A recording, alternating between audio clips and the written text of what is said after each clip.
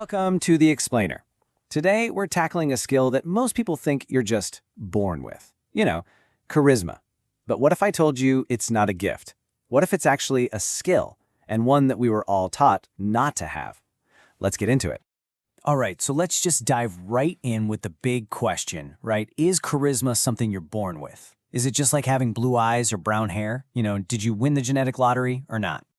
Well, here's the crazy thing. The truth is actually closer to the exact opposite. Yeah, for a lot of us, we are actually trained not to be charismatic, especially when we were kids.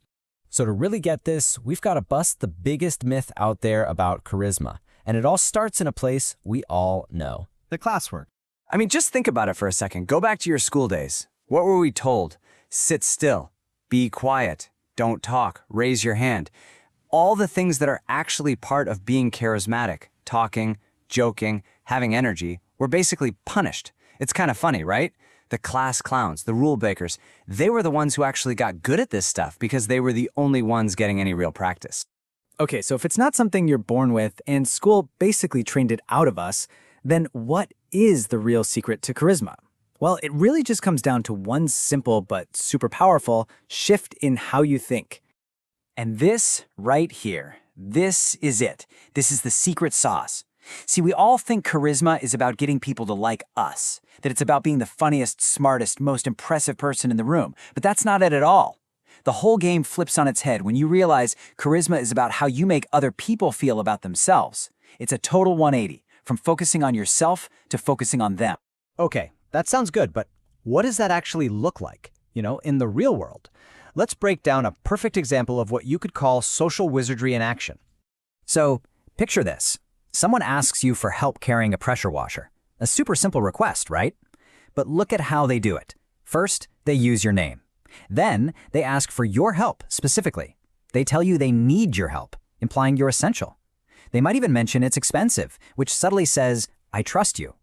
And the whole time, they're making you feel strong and capable. See?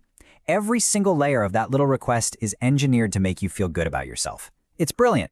All right, that was a masterclass for sure. So let's build on that and put together a practical toolkit you can actually start using. We're going to focus on 3 basic skills that are the foundation for everything.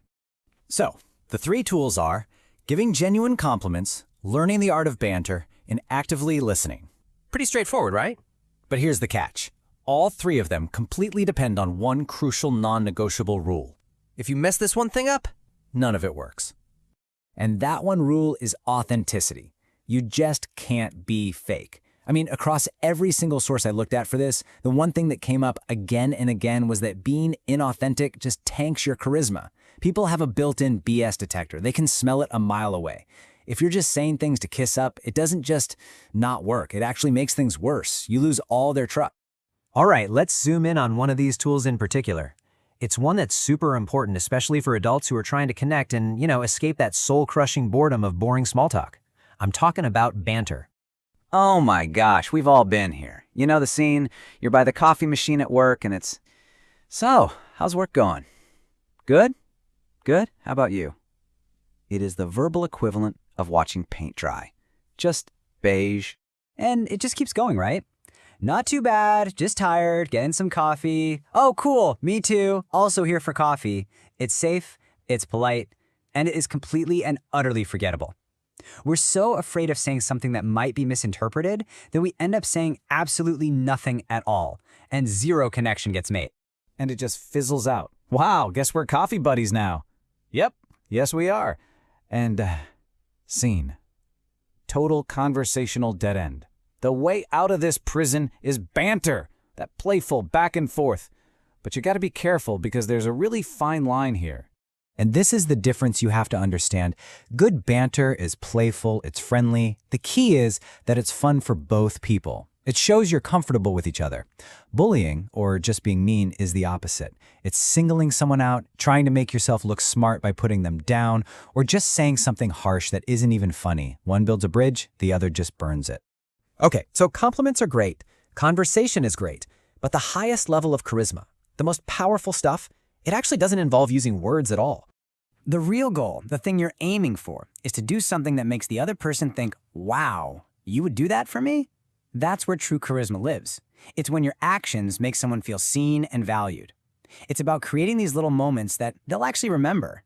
And what are those actions? Well, it could be giving a really thoughtful gift, not something expensive, but something that shows you listened, like a book they mentioned weeks ago, or asking them for their help. Remember the pressure washer? That makes them feel capable. Or just doing something kind for them out of the blue.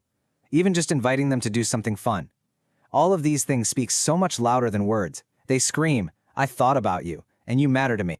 So, as we wrap this up, the big takeaway here isn't some complicated psychological trick. It's really just a choice.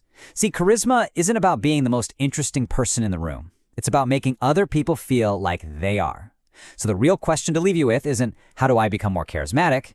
The real question is, who are you going to make feel good